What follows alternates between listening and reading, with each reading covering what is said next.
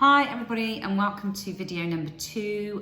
This one is all about receiving the results of the biopsy. We were greeted with the surgeon and a nurse, and as soon as two people walked into the room I thought this isn't going to be great news. And very quickly she explained that unfortunately it was breast cancer. And all I remember about that moment was the breath leaving my body and me just going forwards into a bit of a hunch and not really being able to. It was felt like I'd been hit in the stomach, and I was winded. And all I could think about was, oh my God, I've got a holiday to Newquay for 2 weeks, and I've got Reading Festival or Leeds Festival booked with Evie and Sam. I don't want any of these things to be disrupted. What's going to happen next? And I kind of decided that I wanted the surgeon that was in the room to do the operation because I knew her and I felt better about that. I think I gave a date, and then we left that room. The surgeon went away, I went with a nurse, we went to another room together to kind of just take in what had been told to me. And then I was given this. I was given this little booklet, and we went through all of the information in the booklet, and it's great. It comes with a little diary so that you can put all your contact details in. It can put your all your appointments in. You can write all your notes from all of the different appointments with the different oncologists. It talks about the actual unit. It gives you information about the operation, and it gives you this little book here which is called Treating Primary Breast Cancer, and this is the book that we went through.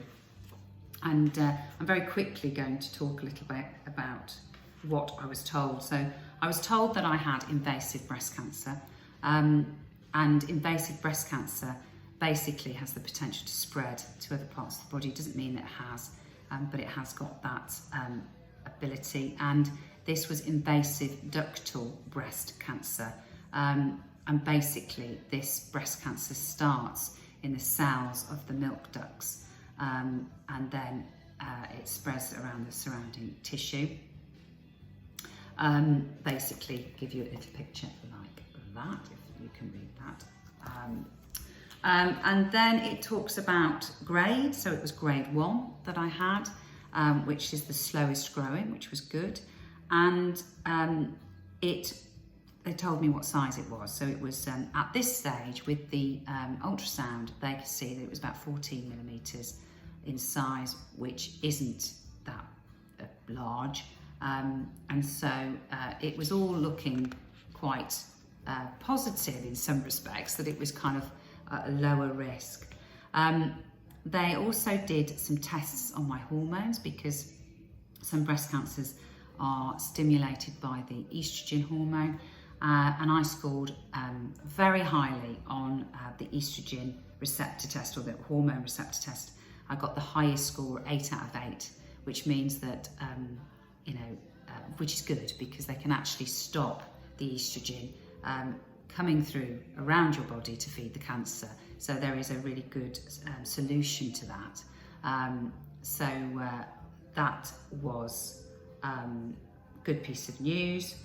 And then I also had a HER2 test, which is again something about a protein that is also stimulates cancer to grow. And I was HER2 negative, which was also very good. So there was a pretty clear idea of what the process would be. So that basically they would take me into surgery.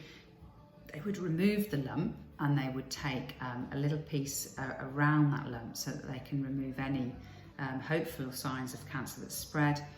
They would also check the lymph nodes under my arm, which would give them some indication whether it's actually spread. And again, you can see the lymph nodes here in this picture, and they would check these under here to see if it had actually got into the lymph system. And if it did, then it would mean that I would need chemotherapy, because there would be a chance that it could be any other parts of my body. But at this stage, it was basically do that, so check the lymph nodes, remove the lump, and we would then go into, if it was just here, radiotherapy for 6 to 8 weeks, and then I would be given hormone therapy, which is a drug for different drugs, but for me it would be tamoxifen because of my menopause cycle, and that would be administered for 5 years. I was in shock, total shock, but there was a little bit of a silver lining, that it was just low risk. So the only other thing I wanted to say at this stage before I close this video, I think I mentioned in my Instagram hashtags, a charity called Copperfield, and they've been set up by a lady in similar circumstances that set up a charity, and it's all around making sure that you check regularly your boobs. There's some really good information on copperfield.org about checking your boobs correctly. There's a little video to look at, and they also do a reminder service that you can actually remind yourself to double check. I would urge you to go and have a look at that, and I may put some things on my social media just guiding people to that website. So just another little tip. So copperfield.org, they are on Instagram and they are on Facebook, and again, a very good place for information. Okay, take care everybody, speak to you soon.